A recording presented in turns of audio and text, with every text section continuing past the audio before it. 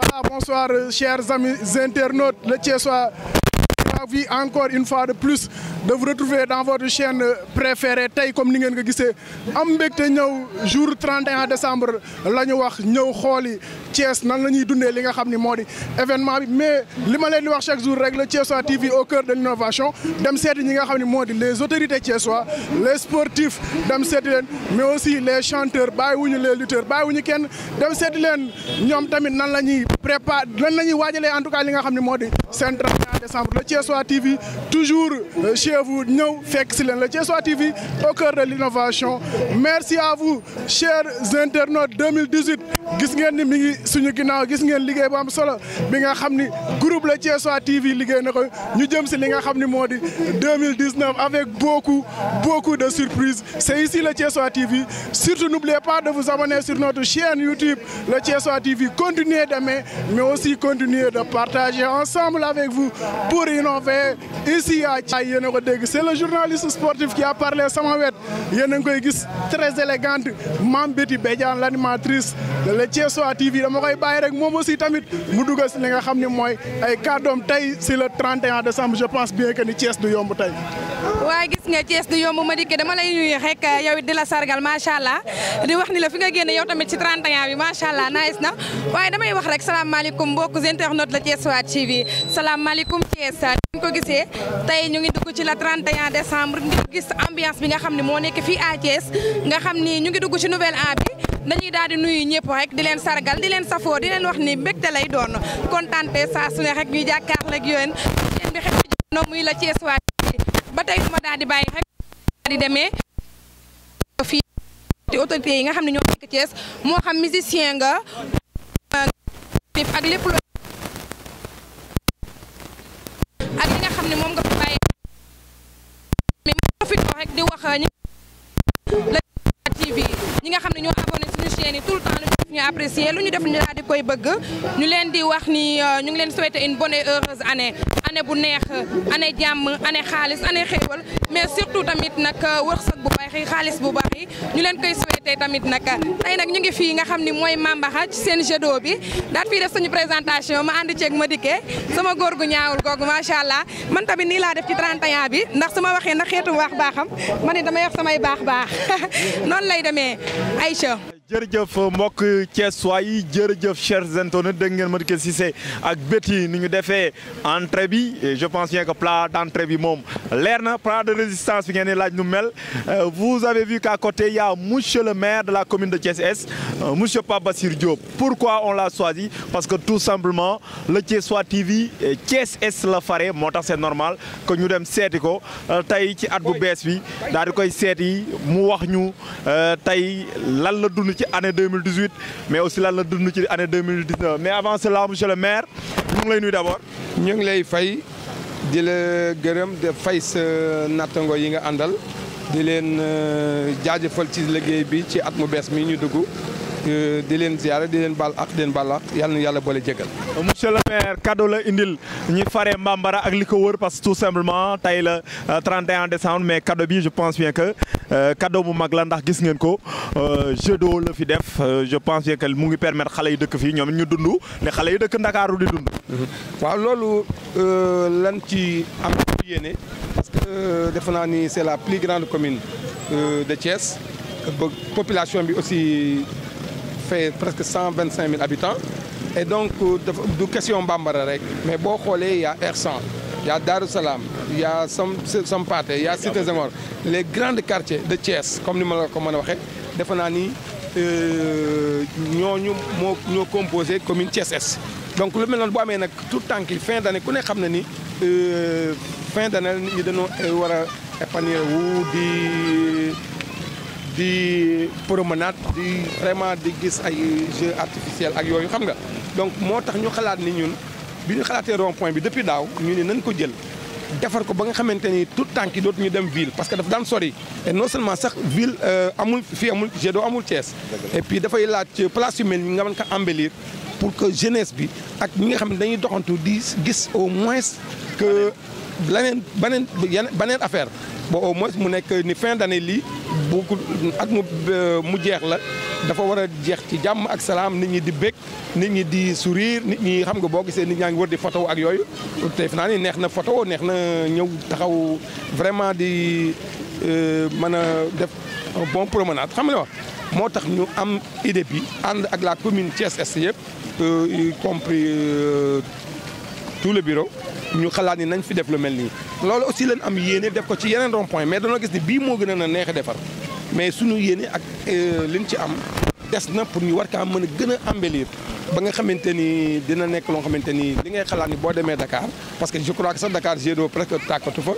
mais bu mel ni moom defe naan daal benn la pour l'instant ci li nga xamante ni mooy Sénégal loolu moo tax ñu indil leen ko. de toute façon maa ngi gis de gauche à droite gars yi ñu ngi commencé wu di def seen i selfie di dund yëf yi je pense bien que nit ñi adopté nañ d'abord lii nga xam ne moom nga def mais monsieur le maire at buy jeex beneen at di ñëw je pense bien que monsieur le maire at bi mu dund ci bopp commune bi tey suñ ko doon laaj ban jàngat la ciy def est-ce que monsieur le maire a été satisfait ci li nga xam ne noonu la commune am doxee ci at mi. waaw premièrement sant yàlla. parce que comme yàlla may na ñu dund ko ci jàmm ak salaam ba ñu toll tey ci dernière minute yi donc loolu rek doy na sant yàlla bon may na nu ñu wér fekke tal kon di ñaanal tam ñi nga xamante ni tam am nañ ci ay yeneen gàllankoor ak yooyu yàlla teggil leen ko donc moo tax ñuy wax nag ni la commune Thiès Est vraiment loolu sant nañ ci boole ko ak aussi itam lépp lu ñu yéene woon la commune te defuñu ko ñuy ñaan yàlla aussi yàlla gën na kàttanal ba ñu mën ko àggale parce que bien vrai que gis nga lii bokk na ci réalisation bokk na ci plusieurs réalisations aussi itam yu nu def bu ngeen demee stade gis ngeen stade hippodrome Ndiaw Macodou gis ngeen loo xamante ni vraiment si c'était pas la commune de Thiès Est parce que la commune de Thiès Est mi ngi def 43 ASC kon xam ngeen ni loolu bu ñu sàggan noonu wala ñu sàgganamal leen defe naa ni bu doon xaar rek stade de Lat Dior dina xaw a doy waar loolu moo tax may lancer appel Thiès waaye que vraiment am nañu yéene pour gën a mën a defar commune bi parce que li ñuy xaar ci ñun dafa bari xam nañ aussi compétence yi mais nag xëy na peut-être moyens yi moo xaw a demee boor mais de toutes les façons yooyu yëpp bu ñu koy def dañ ko def ngir lan askan wi seen bëgg-bëgg tam ñu mën leen ci fekk moo waral bi mu amee incident yi mu amoon aussi mu ñu def donc loolu moo tax bi ñu ko yàqee aussi ñu boole xam ne ñun ñooy jaboote ëllëg si rek ca ëllëg si waaw parce que duñu dem ba xam ni fin de compétition la ñu nekk bon vraiment foofu moo tax ñu bësanteeg suñu xel xam ne ñun ñoo leen jaboote kon ce qu'il faut faire mooy xam def yëfu responsable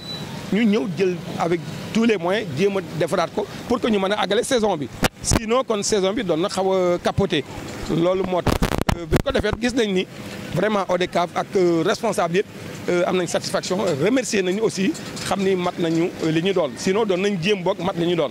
lan la maire monsieur le maire bëggoon a def ci 2018 te defu ko. 2000. ci 2018 lan la monsieur le maire bëggoon a def te defu ko. ci 2018 bi parce que bari na yoo xamante ni bëggal nañ koo def mais malgré ak tam jafe-jafe yi nga xamante ni ci côté administration lay féete moo tax yu bari yoo xamante ni projet yu bëree bari tam comme lu mel ni marché parce que ñu ngi doon xaar Pakistan bi yu bari yoo xamante ni ba jëlan noo devant def les conseils municipaux yi ñu war na def yëpp pour mën a adopté woon lépp liñ ci état xaar pour que ñu mën a song marché lu mel ni marché xel ga defe naa ni marché xel ga gis ngeen bi ñu koy inauguré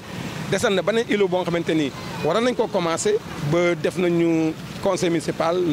le représentant de l'État approuvé na ko donc dañ doon xaar rek l'entrepreneur xañ na moo amoon foofu tuuti foofu difficulté mais def nañu convention yi aussi donc ren lañ ko war na def parce que décembre bi la ñu waxtaan ak l'entrepreneur pour mu war noo remettre les clés pour mu mel ni beneen îlot bi nga xamante inauguré te loolu la ñu yéene donc may jàpp ni l'entrepreneur comme début d'année bi xañ na amoon na ay empêchement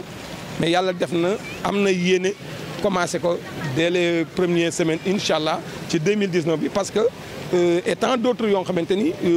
am nañu yéene comme marché Moussante bi nga xamante ni on avait un projet boo xamante ni 2 milliards 600 et quelque la mais yàlla def xañ na ñàkk déggoo woon ak commerçant yi ci projet bi ñu doon teg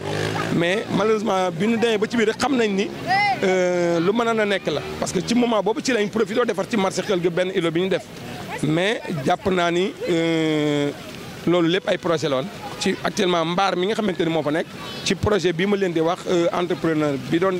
war a defar marché xel ga moo war a ñëw commencé tout récemment bu soobee yàlla marché Mossanté li ñu fi war a def ci PACASEN bi parce que am nañ ci déjà on a lancé les projets am nañu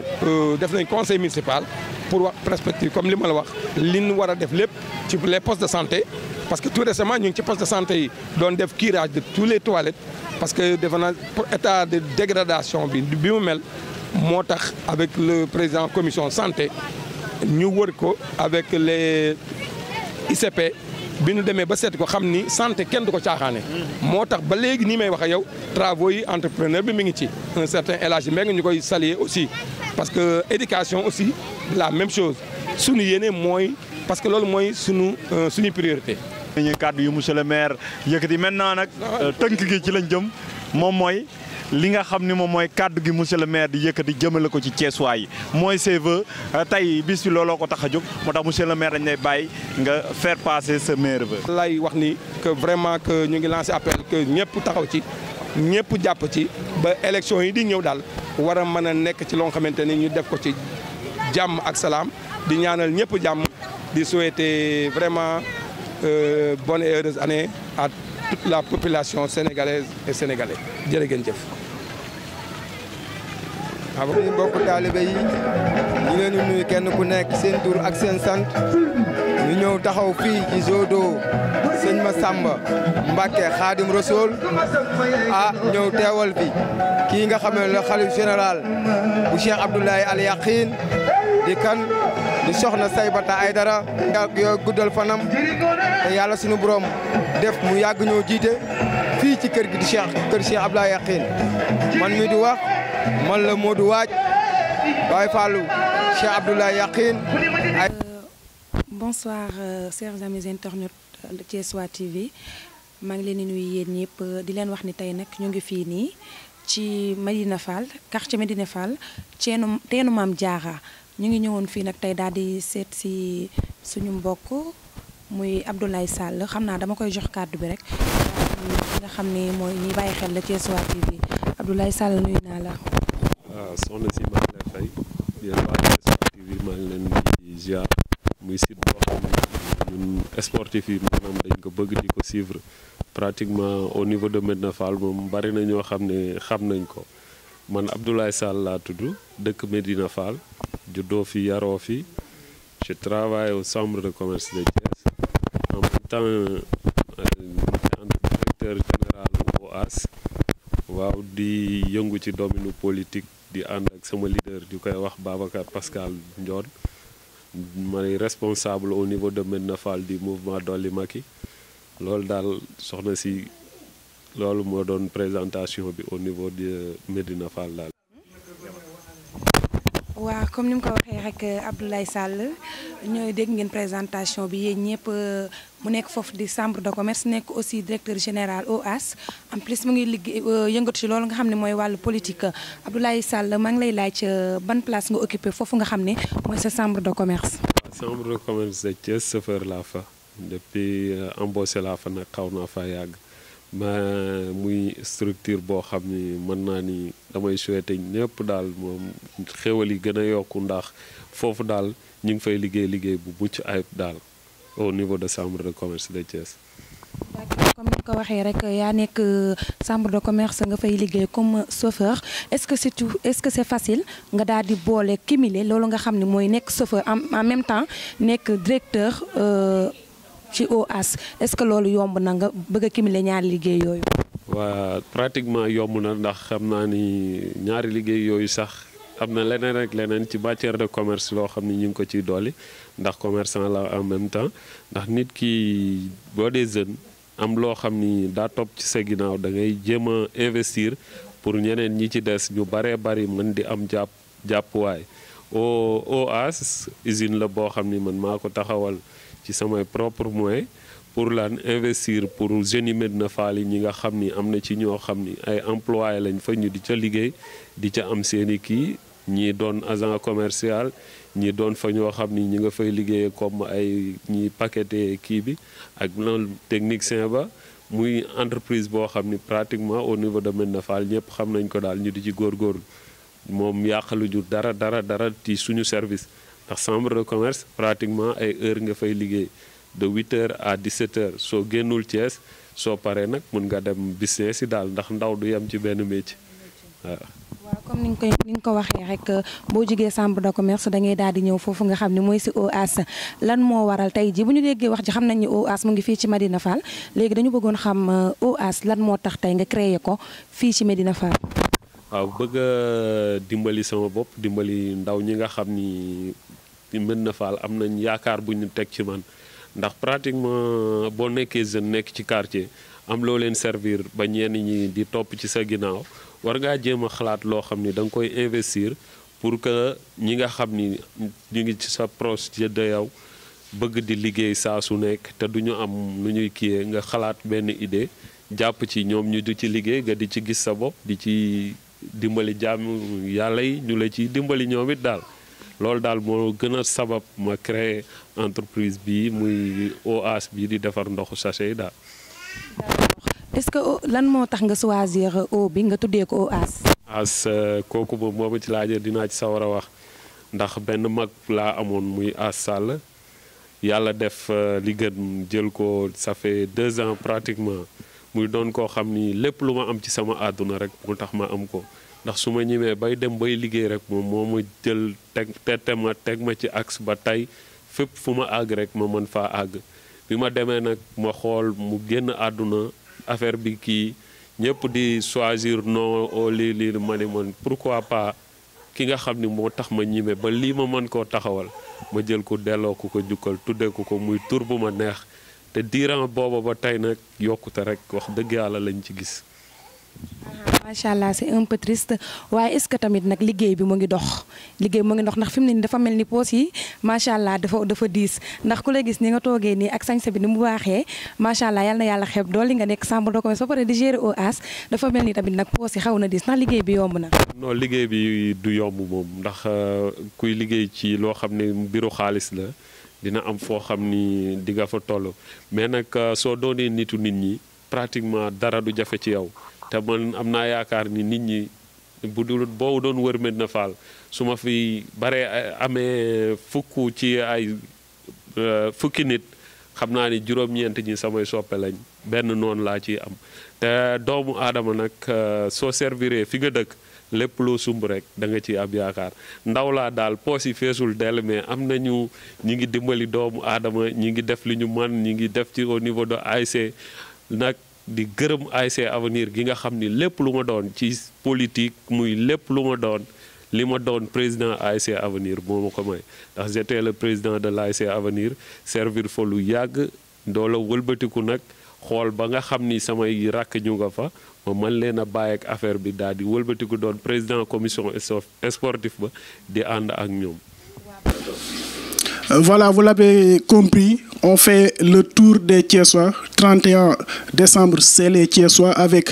le Thiessois TV. Gis ngeen ni tey ñi ngi fii à Médina Fall ñu seet si ki nga xam ni moo di Sall ndaanaan lañ ko doon woowee. Ancien lutteur devenu aujourd'hui promoteur de lutte Sall ndaanaan bi muy bëri mais aussi léegi mu nekk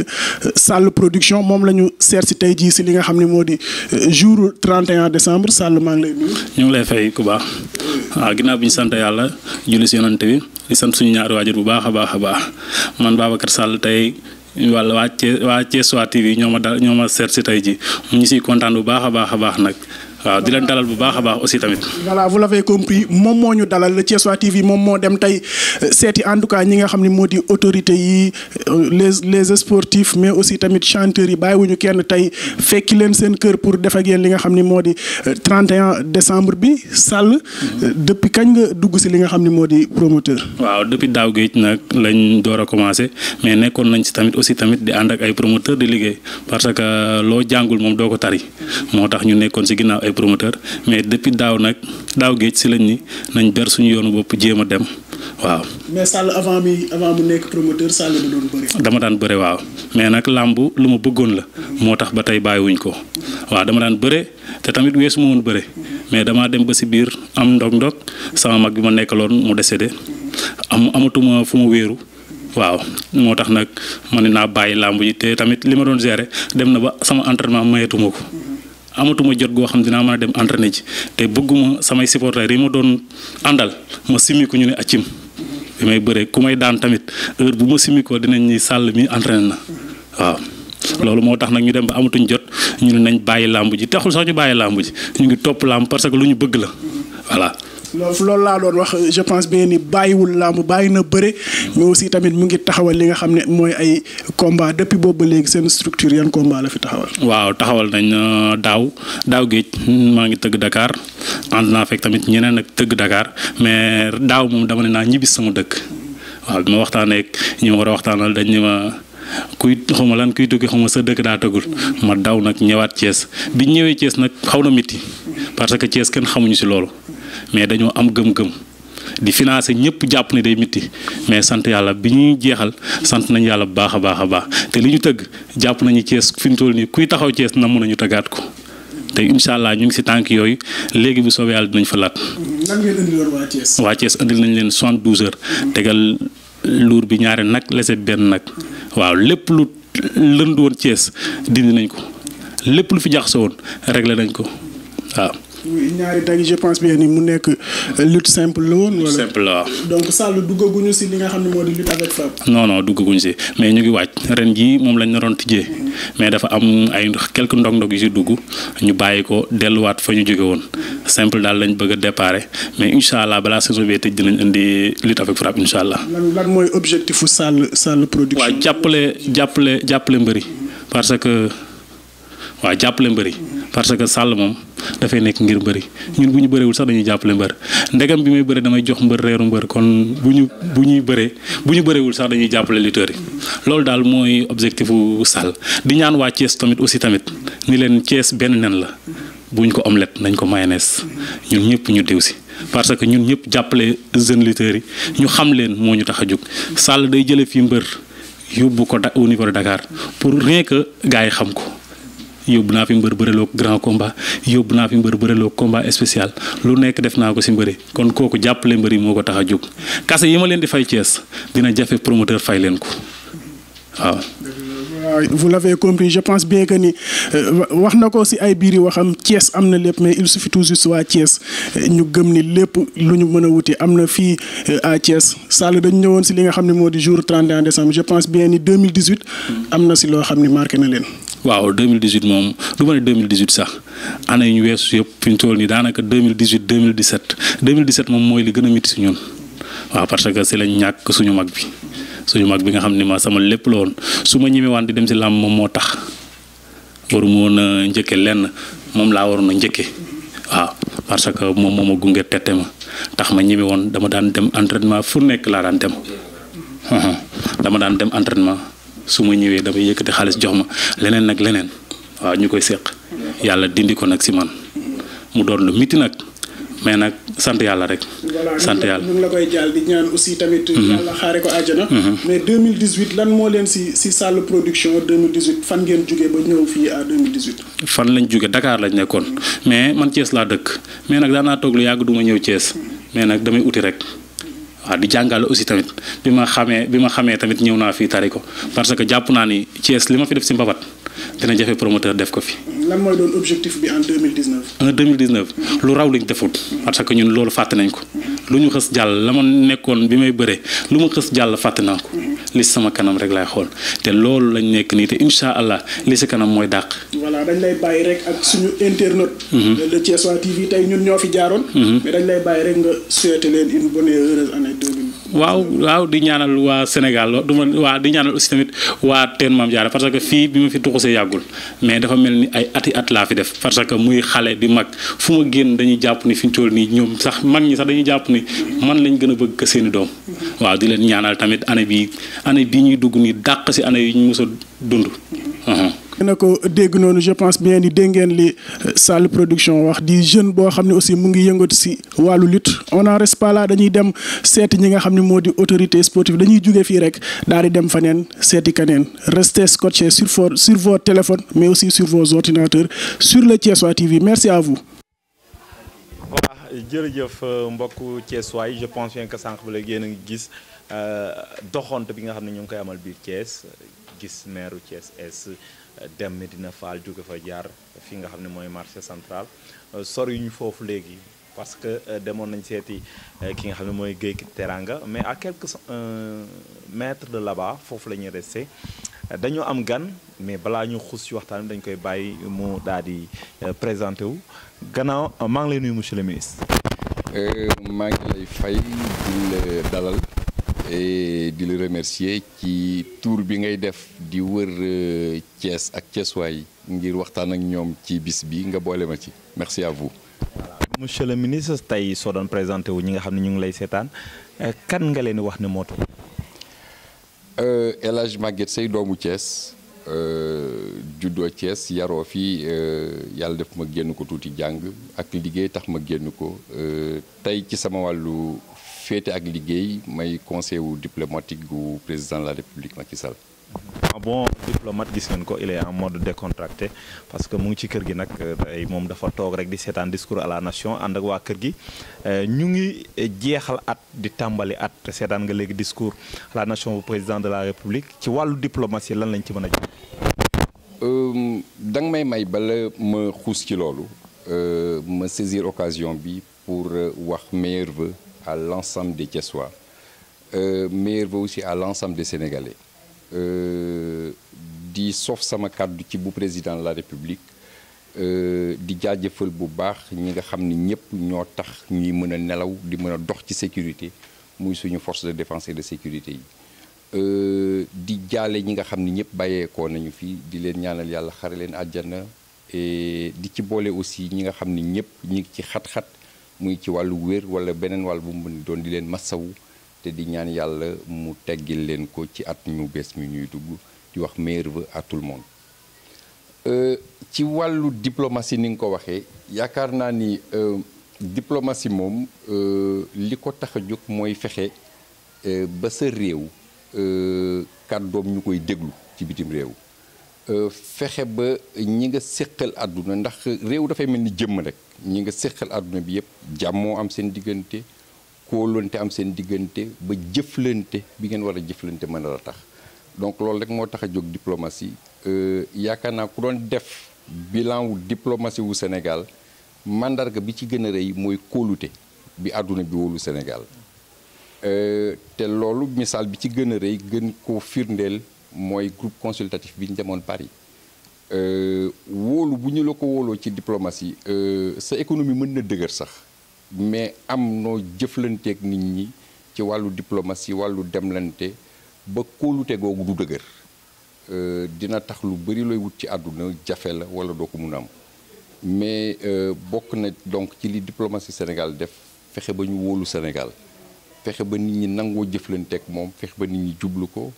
loolu moo waral succès bu mag bi ñu am ci groupe consultatif fu Paris bi xam nga boo demoon ni damay wër daanaka ñetti junni ñu ko doon xalaat ci à peu près ñetti junni milliards ñu ñëw ni la waxuñu la ñetti junni yi waaye doublé nañ ko ba teg ci aslëf loolu yaakaar naa kóolute moo koy indi bokk na it ci beneen ci màndargay wóolu yi loo xam ni coopération diggante réew mu mag ci àdduna bi muy Chine di ko séq ak Afrique te juróom benn at yu nekk dañuy tànn benn réewu Afrique mu ànd ak Chine ngir di bokk di saytu loolu ñi ñu tànnagum ci ba ñu ko tàmbaleeg léegi Éthiopie la ndax fa la siège Union Afrique nekk bi ñu ci jógee ñu tànn Égypte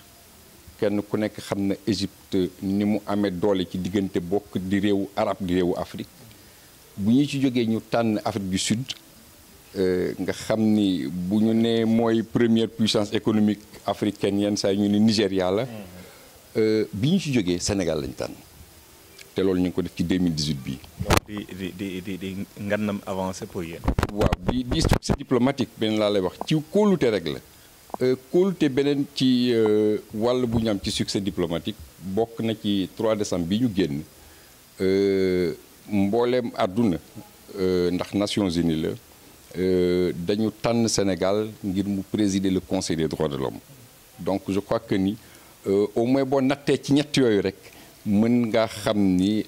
année 2018 moom ci wàllu diplomatie yu Sénégal macha allah sant yàlla war nañu ci bu. voilà donc avant ñu koy bàyyi dañ koy laaj rek 2019 moom xam naa ne benn bi moom ñun ñëpp xam nañ ne vœu bi benn bi xam nañ ko mais dañ koy wax mu wax ñett parce que suñ ko waxee benn xam nañ ko. mais formé ko kon benn bi ñun ñëpp xam nañ ne mooy na président Macky Sall gagné xam naa ne sax. dès le premier tour. dégg nga wax na dès le premier tour mais yeneen ñaari vœu yi lan lay doon. waaw je pense que vœu bi njëkk sax en vérité mooy yàlla na Sénégal am jàmm. Je crois que c'est le combat quotidien que le président Macky Sall mène ñun ñi ci nekk ci wetam yëpp ñu koy jéem a jàppale si loolu mais je crois que mooy xolu sénégalais yëpp en vérité sénégalais du ko violent sénégalais du nitu fitna du nitu ay mais seytaane dafa bëri doole je crois que seytaane kenn du ko ngemb kenn du ko jox doole donc li ñu war ñun ñëpp mooy xam ni réew mi lu mën a xew ñoo ko bokk ñun ñëpp fi la ñuy yeewoo bàjjeni kii mooy tante yi kële mooy umpaañ yi kële ndijaay yi kii rakki bàyyi kële la ñun réew mi ñëpp bokk loolu la ñu war a jiital xam ni intérêt Sénégal mooy fexe ba jàmm sax fi kon jàmm la ñuy njëkk a ñaan ci 2019 bi jàmm li ciy topp mooy yokkute président bi mu dee laaj réew mi en 2012 li mu tegoon mooy yoonu yokkute am na jéego yu mu def naw nañu ko waaye xam nañ ni des na moom ci boppam wax na ko véritablement def na ay effort ci secteur boo làmb ci réew mi def nañ ci des progrès substantiels mais fi mu yéene la mu bëgg laalagu ko dëgg-dëgg donc suñu ñetteelu vœu mooy yéene ko moom président Macky Sall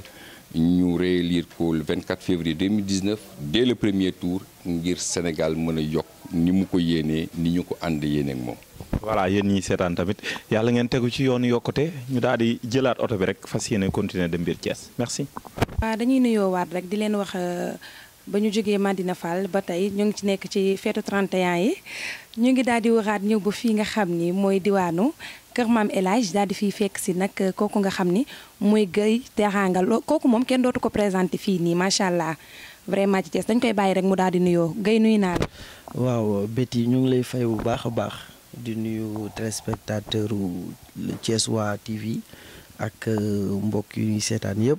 à travers seen chaîne bu macha allah bi nga xamante ni ñëpp a koy seetaan di leen nuyu di nuyu sama xaritu cadreurs yi techniciens yi man technicien la moo tax dama bëgg techniciens yi quoi. waaye gis nga comme ni nga ko waxee rek dañu nekk ci meilleur vœu yi ñuy dugg ci at mu bees léegi nag ñun bëggoon nañu xam lan moo la gën a neex ci année bi nga xam ni moom la ñuy waaj a génn muy 2018. waaw 2018 li ma ci gën a neex bari na benn bi mooy Macky Sall. yàlla na yàgg di jiite Sénégal loolu daf ma neex trop beneen bi mooy artistes yëpp am nañu jàmmoo bi nu jàmmoo loolu neex na ma waaye tamit wér-gi-yaram bi nga xamante ni yàlla may nañu ko loolu tamit neex na ma trop en grosso modo daal santaat yàlla rek la. waaw ni nga ko waxee rek dégg nañ li nga xam ne moo la neex ci 2018 bi mais ci sa cadre théâtre bi nga xam ne ci ngay yëngu lan moo la ci gën a neex ci 2018 bi. waaw mooy nag bi nga xamante ni ñu ngi koy def ngeen baal ma ci publicité bi mooy Séné People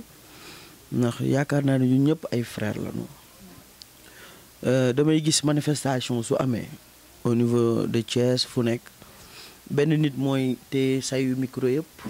waaw loolu daf may neex dajaloo boobu moo tax man fu ma dem ragaluma wax TFM ragaluma wax Prestige ragaluma wax Thiès Info parce que nous sommes benn quoi benn man loolu laa gis quoi ba tax na am na benn affaire bu ñuy def ay série de sketch man Mbaye Dosé ak Père Boukhar entre autres boobu moom wax dëgg yàlla marqué na ma trop ak Kër Baye marqué na ma trop ndax Baye sama raq la ñoom ñëpp samay raq lañu ñuy def lu neex ak Mbetteel aussi Mbetteel dama koy suivre bu baax a baax parce que ñun ñëpp benn lañu série yi daw yëpp ci Sénégal soo jëlee benn nit rek xamante nan dafa noonu formation et cetera moo tax yëpp daal neex nañu mais boobu daal marqué na ma lu baax a baax a baax. moo nekk li la gën a marqué ci 2018 bi mais dañu bëgg a xam 2019 bii ñu jëm sa projet théâtre yi lan la. waaw non 2019 bi xam nga théâtre moom du jeex da ngay am ay projet yu bëree bëri léeg-léeg yenn sotti léeg-léeg yeneen du sotti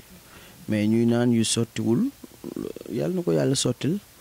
ndax am na bu ñuy waajal def nañ tourné nañ sax teaser bi ba pare def naa mi ngi daw ci internet bi projet 2019 la te bi ñu koy def 2019 moo taxoon ñu def ko yàlla nag mi ngi ñu ci indi ci 2019 xanaa di ko ñaan rek mu sotti ci kàttanam ak baaxam loolu la. waaw noonu lay demee rek léegi nag dañ lay wax nga wax sa meilleur vœu ak Thiessois yëpp nga wax leen lan nga leen di wax ci année bu bees bi meilleur vœu au Thiessois. dama koy bàyyi ok xanaa kon kay di gërëm di ñaanal waa Sénégal waaye kon kay xanaa di gërëm di ñaanal waa Thiès ndax ñun lu nu mën a am Thiès la ñuy tiitaroo Thiès la ñu dëkk. kër moom alaaj lañu dëkk di leen ñaanal di jiital suñu sëriñ Muniru Njegen yàlla na ko fi yàlla bàyyi ay ati bàyyi fi raqam yu baax yi waaye bàyyi fi suñuy fans yi ñoom tamit kenn demul ñu des ñun ñaari façon fans lañu am dañoo am fans positif ak fans négatif loolu yëpp nag foog nga gérer ko soo ko mënta gérer rek mooy indi ay nooneel mooy indi yeneen mais yàlla ñun baaxe nañu psychologiquement nous sommes très bien préparés pour accepter ñaari façon fans yëpp fans boo xam ni dëgg rek la lay wax dëgg rek moo ko ñor ak fans boo xamante ni loo def baax na loo deful baax na ñoom ñaar ñëpp yàlla may na nu ñu gérer ko parce que am nañ ci tuuti expérience yàlla na leen yàlla ñoom tamit fay parce que nit kenn du ko forcer mu bëgg kenn nit ay xool yàlla def ko su ñun mu bëgg waaw di wax nag waa Thiès 2019 bii di ñëw yàlla na nu gën a yokk ndax nit ñi sax neen damay politique mais du politique ku def lu baax na nga koy wax président am na ay mbëbët yu bare fii ci Thiès te xam nga man nëbbatuma fi ma féete dama ko far looloo tax di leen ñaanal daal yéen tamit waa Thiès le Thiessois TV ñu ngi leen di ñaanal balaa déwén yàlla ngeen weesu fii am ay immeuble ñëpp daal di fay ñëw loolu daal maa ngi leen koy ñaanal di leen wax ni daal ñi feebar ñi yàlla neen yàlla yëkkati ñi nga nekk ci kaso yi te defuñu dara yàlla na leen yàlla bàyyi ñi def nañ leen fa toog ba ci kanam ba ñu tëgg seen pen ñu doog a génn waaw artistes yi tamit yàlla mayaat leen kattan ba ñuy mën a kontaan loo askan wi am na ñoo xamante ni artistes yi man mës naa dem France benn jour may den teg benn paa mu gis ma ni ma kii du géey ma ne ko waaw mu ne ma yow day lii yàllaa ko man mu ne ma nan dem sama kër ma ne ko non dama yaa xam ne ma 2 minutes ñu dem ma fekk benn maire bu tëdd maire bi daf ma gis rek jooy mu ne ma xam ne tax may ni la fi moom dafa feebaroon feebar bu méttee ngay théâtre ci koor gi mu gis la daa reetaan ba fàtte feebaram loolu nag ça m'a vraiment touché ba tax na ba avant may ñibbi demoon naa seetiwaat ko sax te dañuy déggante ba léegi loolu nag da nga ciy kontaan soo gisee loolu da nga ciy kontaan nit ki wax la yaa tax ma def lii da nga ciy kontaan kon daal ñaanal nañ waa Thiès yëpp di ñaanal ñun ñëpp ne yàlla na nu doon benn bañ a xiiroo bañ a ŋaayoo bañ a xeebante ci kàttanu yàlla ak baaxam mais meilleurs vœux que l'année 2019 soit une année de prospérité de beaucoup d'argent xaalis bari ak wér-gi-yaram jërë ngeen jëf. man séquence bi ma def man damay reetaan man c'est-à-dire que may per bu xar moo ko def man sax defuma ko bi ma gën a neex per bu xar mooy wax ak Pamboub di def semblant ni mi ngi xuloog Pamboub te day baalu Pamboub si biir soo xoolee man damay ree man nee naa ree fu ma fekk damay ree muy théâtre muy ci biti séquence boobu macha allah marqué na ma bu baax a baax xam naa su ngeen xoolee ci internet bi ni ngeen ko gis incha allah waaw non c'est-à-dire que père xam nga dafa neex mi ngi bàyyi jàpp loxoom naan ko Pape demal looloo tax quoi mais neex na ma daal boobu neex na ma. voilà mbokku Sénégal voilà mbokku Thiessois yi ginnaaw bi ñu seetee le maire Pape Bassirou Diop waaye daal di def wërngal fii ci Médina Fall googee la ñuy des Maodo ñu ngi leen. bu baax di leen gërëm di rafetlu seen teewaay di leen gërëm ci anam yi di leen gërëm ci ziar bi ngeen doxantu ñoo seet si ma. Maodo de suñ ko seetsee xam naa ni liñ koy njëkk a laaj mooy Maodo année 2018 tey suñ la doon laaj li la ci gën a neex lan nga ñuy wax. année 2018 li ma gën a neex ci année 2018 mooy victoire Macky Sall ci législative yi passé moo gën a neex ci année 2018. mais amoo ci benn xanaa am nga ay ñaar wala ñett yu nga xam ne yii moom marqué na Maodo ci année bi et je rappelle que Maodo Dieng yéen ñi xam Dieng politicien dëkk à Thiès c'est son fils donc moo tax ñu posé ko question boobu d'ailleurs dégg ngeen nee na victoire Macky Sall ci législative yi dinaa ko laaj pourquoi victoire boobu gën koo neex mais bëgg naa mu wax ma ñaar ba ñett yu ko gën a marqué ci année bi. beneen bi gis mooy dund gi ma dund ba année bi jeex bis ni ki tey aw ma ci tawat aw ma ci feebar di sant yàlla te aw ma ci kenn ak xaar ma yàlla ci li ma jàpp te ko ci ameel xaar ma yàlla di la baalu àq yooyu mu ci gën a neex. lan moo waral victoire Macky Sall ci législative gën laa neex ci. gën maa neex victoire Macky Sall ci 2018 bu gën maa neex continuité la woon parce que dañoo nekkoon ak suñu wéjur bu baax mu daan sonn lool ngir Macky Sall dem référendum la loo fekk ci dundam mu fekk ci biir feebaram bi référendum bi jàllee beneen élection bi topp te mu àndoon Macky Sall kon su Macky Sall gagné rek damay jàpp ni liggéeyam daa bokk ci victoire Macky Sall moo tax mu gën maa neex waaw. ñu ngi jëm ci at bu bees muy 2019. je pense que Maodo am na ci ay mbëbët pour 2019 tey suñu la doon laaj lan mooy say vœu lan mooy say souhait ci 2019 la nga ñu wax. li may souhait ci 2019 rek xanaa jëm ko bokk ak képp kuy dund ci kaw suuf muy nga am jàmm am salaam bañ a am kenn ak xarma yàlla lépp loo bëgg yàlla defal la ko beneen bi des nag moom c'est un peu particulier mooy suñu candidat Macky Sall gagné au premier tour. yooyu de mooy vœu yi waaye placé wul Macky Sall au premier tour de wala moom nga kii Macky Sall moom nga placé premier wala. am na bu ko jiitu xam nga yàlla moom moo xam li am. mais bëgg-bëgg la ñuy wax. vœu yi bu Macky Sall jàll moom nga jiital. waaw am na booy teg ci kanam. bi may teg ci kanam mooy Macky Sall jàll mooy teg ci kanam mais léegi yàlla na ànd ak jàmm ak salaam réew mi am jàmm am salaam kii gagné su Macky Sall perte ñu faire ñun ñii ñu xam ne Macky Sall daa perte gagné nañ ko. comme ni mu ko defoon en 2012 bu ñu ko gañee mu nangu bu ñu gañee gars yi nangu. waa Médina Fall lan nga leen di wax ci at bu bees bi. ci at bu bees la ñuy wax waa Médina Fall ñu gën a takku ñaax leen liggéey ànd booloo nekk benn jëmale Médina Fall ci kanam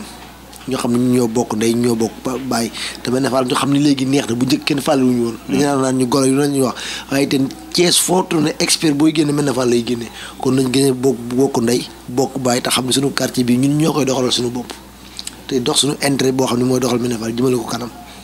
mbokk Thiès loolu ne wax meilleurs vœux yi pour Thiès. lan nga ñaan pour 2019 mu am Thiès nga xam ne dina sedd sa xol. waa Thiès maa ngi leen ñaari meilleurs vœux di ñaan bu soobee yàlla Thiès soppeeku di ñaan suñu njiitu réew président Macky Sall mu gestu Thiès parce que li mu def Thiès ñaanu trop infrastructure yëpp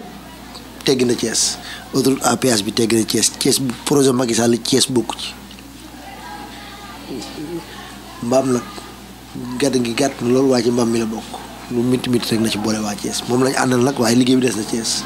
loolu daal mooy sama vœu yoo xam daal Macky Sall daal ñu ngi koy ñaan moom lañ àndal nag waaye lu tee nag ñu wax ko dëgg affaire bi doxul Thiès de na ko yow jàpp bu baax parce que dañoo fay fàtte ginnaaw usine yaa ngi tëj dëkk bi salte na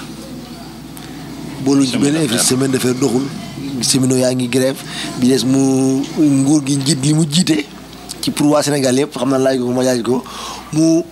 yaatal ubbi loxoom dawal yërmande tey déglu nit ñi déglu askan bi déglu travailleurs yi parce que dëgg nag ñun duñ ko tàccu rek di dem dañ koy wax fay métti santé bi doxul éducation bi doxul te mu wax ci salaire fonctionnaire yi muy dagg parce que dagg bi métti na trop fonctionnaire yi ñu war a wax rek mais affaire bi métti na trop ñëpp la métti Sénégal dëkk social la pays sous-développé la bu ci bëggee bool yenn yi te dawlul yërmande rek di dox mais nag yàlla ko yàlla may ndam. jërëjëf Maodo Dieng donc ñu ngi woon fii ci Medina Fall dégg ngeen kàddu yu mujj yi dañuy daal di jël suñu oto rek daal di doxantuwaat ko ci biir Thiès jërëjëf. farwaay ndingeero wule ñaani bañ yee jëm frima waaw waaw wule gay nak yoo yee yoo gay nak yoo maa ngi nuyoo bu baax. comme ni ngeen ko gisee rek ñuy def tour di Thiès waaye tey nag ñu ngi fii nii ginnaaw bi ñu jógee foofu nga xam ne mooy Kër Ba El Hadj ñu ngi fekk si fii ki nga xam ni mooy Sidika fii ci Jaxaaw defe naa ni mu nuyoo mbokku internet yi dal na seen xel waaye noonu lay demee comme que meilleur vœu yi ci lañ nekk Sidi dañu lay daal di nuyu ni nga nuyoo macha allah am na solo am na càcc ñu lay laaj rek 2018 bi nga xam ni mu ngi waaj a jeex ñuy dugg ci 2019 lan moo la gën a marqué ci 2018 ci sa carrière musique. waaw d'abord maa ngi nuyoo waat di wax asalaamaaleykum maa ngi nuyu mbokku internet di nuyu waa télé bi di nuyu waa diaspora bi yëpp ñëpp ñuy seetaan télé bi rek maa ngi leen di nuyu waa Thiès gépp ak su may soppee fu ñu mënti nekk. waaw yàlla dafa def nag xam nga sant yàlla dafa war parce que am na ñoo xamante ne nii tey fekk wuñu 2019 bi ñu ngi leen di ñaanal fa ñu nekk yàlla xar leen àjjana te yeexee ñu ñi nga xam ne fekk nañ ko tamit yàlla na yàlla ubbi seen buntu xéewal muy sama mbokk artistes yi di sama mbokk sénégalais yi ak képp ku may seetaan rek maa ngi lay ñaanal 2019 bi nga dugg ceeg jàmm yàlla defal la ci ndam bu bëree bëri loolu laay nuyoo incha allah. waaw ni nga nuyoo baax na waaye ci sa carrière musique ci 2018 bi lan moo la ci gën a neex ci sa carrière musique en 2018. waaw li ma ci gën a neex mooy xam naa ni tey ñu bëri xamuñu woon Sidika te bi ñëwee ba ci 2018 bi. am na ñu bëri ñoo xam ne commencé woon nañu maa dégg maa ngi doon dem di jouer ji ci 2018 ci laa dem Gambie jouer ji ci laa dem ay Mali ñëw jouer ji ñëwaat kon donc am naa ci ay anecdote yoo xamante ne nii maa ngi koy fàttaliku bu baax parce que ñun musique rek la ñu am musique rek la ñuy suivre. lu ne xew na ci ci 2018 bi loolu yëpp jot na fi xew waaw ñu profité waale ci 2019 bi rek yàlla def ñu dem bay jouer ji Belsi ak sunu rakk yi fi nekk. ak sunu grand yi fi nekk parce que ñun woy rek la ñu am musique rek la ñu am mooy sunu métier te ci lañ ñaan yàlla teral ci sunu njaboot teral ci sunuy waajur teral ci képp koo xamante ne dañuy bëgg parce que am ñoo xam ne dañ leen di teral ci sunuy poos am ñoo xam ne dañ leen di teral ci voix bi la yàlla may am ñoo xam ne dañ lay gis bëgg la ci sa jëmm kon dañuy profité wàll rek di kontaan bu baax ci ñoom parce que bëgg dafa metti man wax dëgg neex yàlla man samay soppe xaw ma nu ma leen di def parce que gis naa ni mu demee chaque jour sama téléphone barki Serigne Touba Mbacke damay gis tout le temps nit dina yëg sama benn son sax envoyé na ma kii lii nangam ba tax na daal maa ngi kontaan ci ñëpp ñu xanaa ñu préparé ci 2019 bi rek yàlla gën a ubbi xéwal yi gën a nàmmaat voix yi fans yi gën a yokk événement yi gën a yokk ñu gën a bëggal suñuy soppe waaw loolu daal laay wax. macha allah loolu am na solo Sidika waaye tamit est-ce que Sidika pare na 2019 bi pour def album. waaw bu baax actuellement nii rek ci décembre bi nii xam nga tamit bu ñëpp xamee foo jëm doo egg. te ñun dañoo yàlla dafa def dañoo xaw a weex dunq lu sotti daal am borom. ñu ngi ci yoon bi ñu ngi def ay affaires yoo xamante ni ci décembre bi lañ ko commencé. génnagul nag ñu ngi koy liggéey mais xam naa ne ci 2019 bi lay génn. mais 2018 bi lañ ko commencé. mu war a génn ci 2019 bi. kon donc sant yàlla maa ngi koy préparé fans yi nañu xaar. demal nag war na ñëw. Baye Fall yi war na ñëw wuyu ma yow ñëw na ba pare. kon donc nañ préparé bu baax ne ñu déglu ñu incha allah dina ñëw waaw. incha allah rabi la Thiès waa bu boobaa tamit mu ngi xaar di déglu xam ni tamit cassette album bi dina ñëw waaye dañ lay laaj wax rek sa dernier mot nga daal di at bu bees bi ñuy dugg muy 2019 lan ngay ñaanal askanu Thiès askanu Sénégal bi yëpp lan nga leen di ñaanal ak lan ngay wax ci 2019 bi. waaw li may ñaanal waa Sénégal parce que bu ma nee Sénégal nee naa Thiès. bu ma nee Sénégal nee naa Dakar wax monde entier. maa ngi leen di ñaanal ku ci nekk li nekk sa biir xol te nga bëgg ko wala mu def la problème yàlla na ko suñu borom saafara ci 2019 bi. maa ngi leen di ñaanal télé bi tamit nga xam ne tey ñoo ma seet si yàlla ngeen dem ba gën a kawe ci télé yi gën a kawe te benn télé du wàcc yàlla ngeen kawe te benn télé du wàcc parce que boo ñaanalee ñëpp rek yàlla mun naa saafara sa soxla donc kon tamit maa ngi leen di ñaanal yéen tamit yàlla ngeen kawe sut ñëpp te kenn du wàcc man maa ngi ñaanal sama bopp yàlla naa kawe ci 2019 bi te kenn du wàcc loolu laay ñaanal monde entier di ko ñaanal waa Sénégal di gërëm nag samay soppe di ñaanal sama yaay yàlla bàyyi ko sama kanam ba mu fekkee sama njariñ mu dund lu bari ak samay goro ak sama soxna ak samay doom yàlla na jàmm yàgg kontaan naa trop merci beaucoup. kontaan nañ tamit ñun tamit daal di lay dalal fii nii Sidika moom la ñu amoon fii rek ci Jaxaaw gis ngeen ko ni mu dugg see ni mu nuyoo waaye nag noonu la ñuy def rek ba tey dañuy daal di làbbari rek daal di daw seeti feneen incha allah.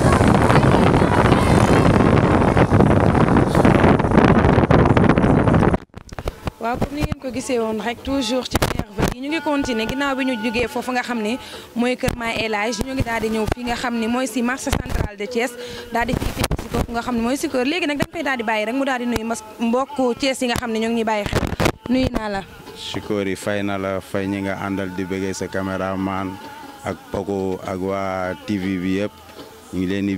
bëggee waa Thiès Dakar Sénégal all around the world c'est le bëggee. waaw gis nga ni nga ko gisee rek Sikor yi nuyoo bi moom macha allah am na caac waa léegi nag dañu bëggoon a xam yan tendance moo génn ci loolu nga xam ne mooy ci décembre bi ci 31 yi parce que bi ñu ñëwee fekk nañ fi clients yi macha allah xam naa ne tendance a ngi fi. waaw fii moom mooy Sikor yi shop quoi rue Amadou Niania Sow cantine 180 sama numéro 77 658 07 44 nga jot Sikor yi ci lu gën a gaaw 44. d'accord comme ni nga ko waxee rek mais yan tendance moo génn pile moo génn chemise ou quoi lan la xale yi gën a fréquenté ci 31 décembre bi. waaw gars yi moom onde yi moom dem na ba ci off white sans Nike off white moom nekk na lu cool loo xamante ni bon ci li ma gën a jaay ci la bokk. waaw off white bi ci la bokk quoi Air Force bi moo nekk nii quoi dafay am ay couleur nag day am noir blanc xam nga mais couleurs yi moom nekk na ay couleurs yu cool quoi te fashion na quoi te booy comme ay nante lañ tamit comme ñun moom ay ngaaka lañ booy ñoom ñoo ñuy def nante parce que dañuy ñëw wan la photo nga dem Côte dem Dakar xam nga yaa ma gën a comprendre mais affaire bi moom nice quoi chemise floré di moom cool na te ba wax nañ ci bu baax xam nga waaw pull yi tamit comme pull yi bon ni ko gars yi gisee nii ci nataale ci caméra yi yooyu yëpp mooy loolu pull yi nice te vraiment xam nga am na dara tamit quoi. moom sant yàlla bu wér parce que moom événement bi nice na neex na vraiment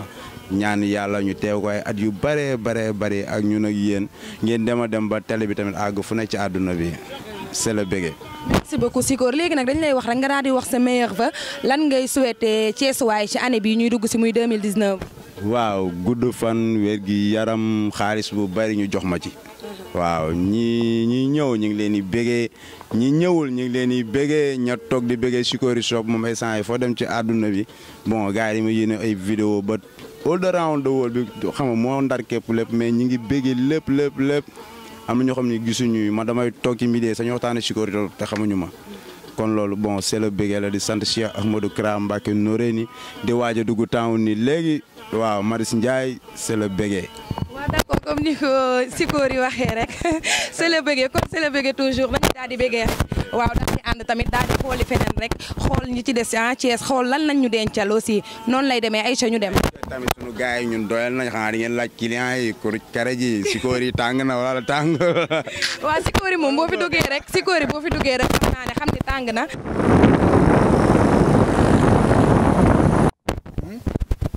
voilà tour de Thiès la ñuy def si li nga xam ni moo di le Thiessois TV bi ñu tàmbalee ba léegi gis ngeen ni dem nañ seeti les autorités dem nañ seeti ñi nga xam ni mooy les chanteurs mais aussi tamit les sportifs je pense bien ni si lañ bokk tey fi ñu njëkk a ñëw mooy ki nga xam ni mooy Maodo Malick Mbaye ñëwaat la rek parce que avant saison bi di commencer ñëwoon nañu seet si ko je pense bien ni seetaanoon ngeen ko si le Thiessois TV tey ñu ñëw fii jour 31 décembre ñëw xool si ko rek moom aussi tamit nan la koy feetee Maodo ñu ngi lay nuyu. waaw mais maa ngi leen di fay di leen ziare di wax bonne et heureuse année à tout le monde xam nga di rafetlu trop seen ñëw fii xam nga di nuyu ñëpp nag aussi. voilà naka vacances yi. waaw vacances yi man maa ngi nii doog a ñëw benn je viens juste d'arriver à peine 2 heures de temps xam nga mais ñu ngi nii di ñëw kontaan trop di ñëw fête ak la famille et tout. voilà ironie du sort minuit fii la ñu fekk si ki nga xam ni moo di Maodo le 1er janvier 2019.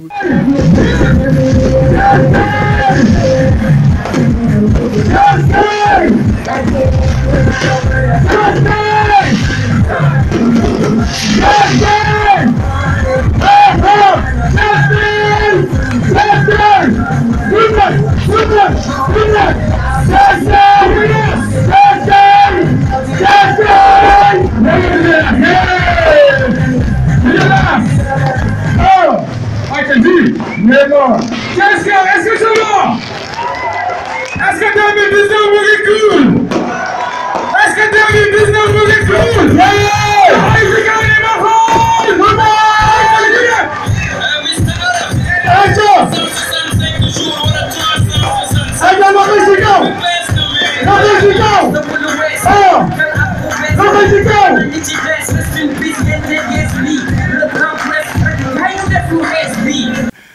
fii la ñu nekk Maodo 2018 bi je pense bien ni saison bi nan la tëralee sa côté.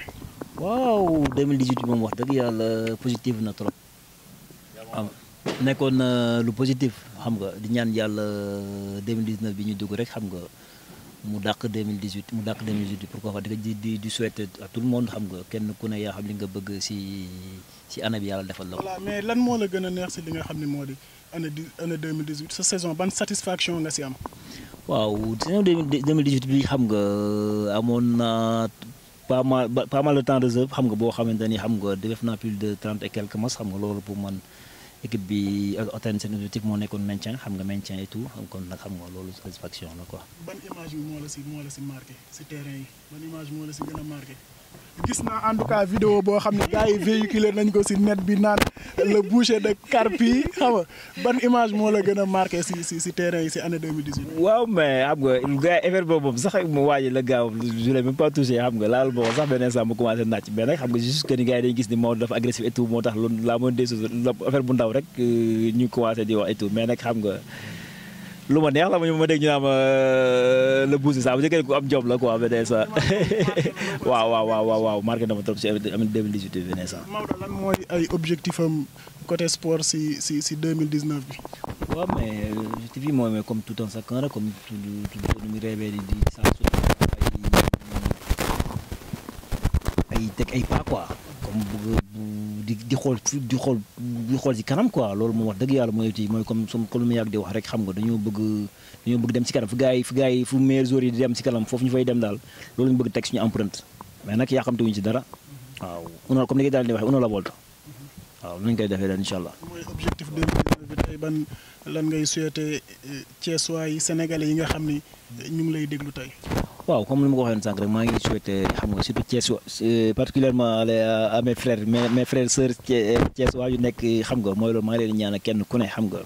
projet yi nga am ci 2018 kenn ku ne 2018 comme ni mu meloon bu neexee si yow yàlla na 2018 dàq su fekkoon dafa xaw a naqare si yow tam aussi yàlla na yàlla def ba nga xamante ni nga fàtte 2018 tellement que maa ngi souhaité à tout le monde bonne et heureuse année xam nga. réussite totale si lépp nag kenn ku ne projet yi nga bëgg yi ngay dugg yëpp yàlla def si réussite totale ba ñëpp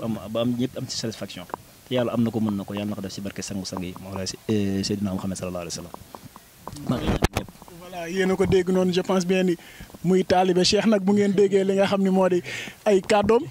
tuuru Thiès la ñuy def nii dañuy des si otoom rek moom Maodo ñu ànd rek dem continuer dem def li nga xam ni moo di